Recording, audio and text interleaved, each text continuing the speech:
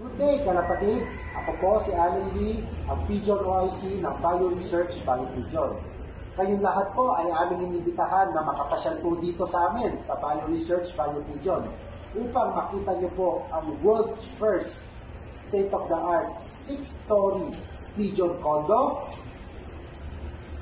5-story twin castle, 6-story open-air pigeon conditioning tower, pigeon showroom, pigeon hub, pigeon products and accessories supermarket, pigeon seminar home dining hall, vlogger station, and pigeon mart na makikita niyo ang widest selection of imported pure-line pigeons.